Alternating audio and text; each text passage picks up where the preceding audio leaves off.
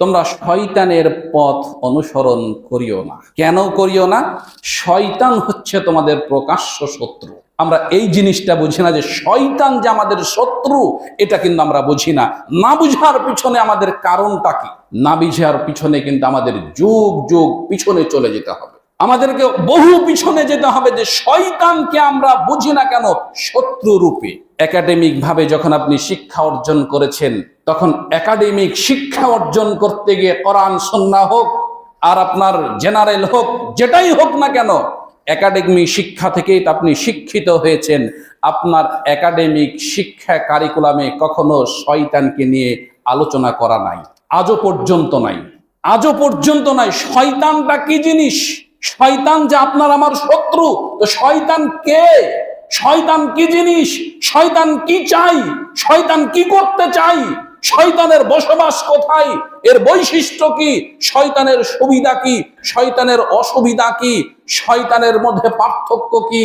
Academic কারিকুলামে বহু এগুলো বৈশিষ্ট্য পড়েছেন, নীতিমালা পড়েছেন, সুবিধা পড়েছেন, অসুবিধা পড়েছেন, কিন্তু শয়তানের সুবিধা কি আপনি একাডেমি এখনো পড়েননি?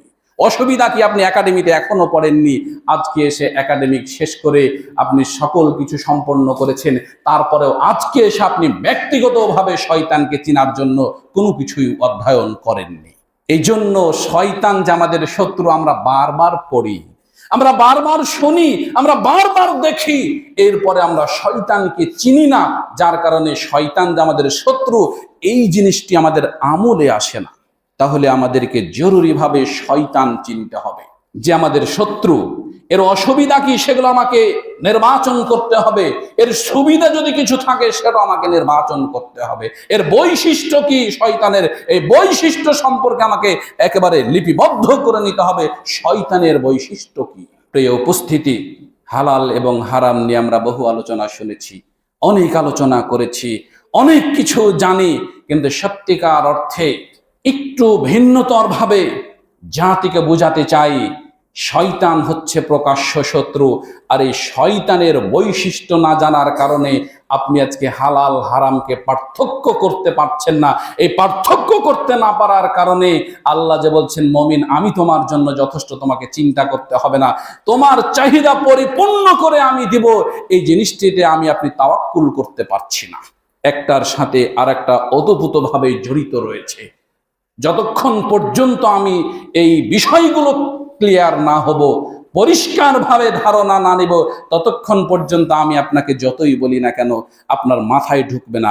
ঢুকবে এখন বুঝবেন, রাস্তায় যখনই যাবেন তখনই শয়তান আবার আপনাকে এমনই কুমন্ত্রণা দিবে, আপনাকে সেখান থেকে আস্তে আস্তে সে সরাবে, আস্তে আস্তে সে সরাবে। নমরুদ দাবি করেছিল যে আনাল্লাহ, আমি আল্লাহ। একদিনেই করেছিল? একদিনে করেনি। সব কিছু যখন সাজানো গোজানো হয়ে গেছে তখন সে বলছেন যে আমি আল্লাহ। শয়তান আপনাকে একবারেই যে দাড়ি চাচিয়ে ফেলবে এটা করবে না, একবারেই আপনাকে উলঙ্গ করে ফেলে দিবে এটা কখনো করবে না, একবারে আপনাকে একবারে ধাক্কা মেরে ফেলে আপনাকে আত্মহত্যা করতে বাধ্য করবে এটা করবে না।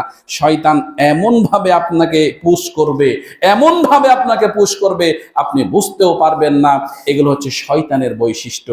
কিন্তু এই বৈশিষ্ট্যগুলো না জানা পর্যন্ত আপনি শয়তান থেকে দূরে থাকতেও পারবেন।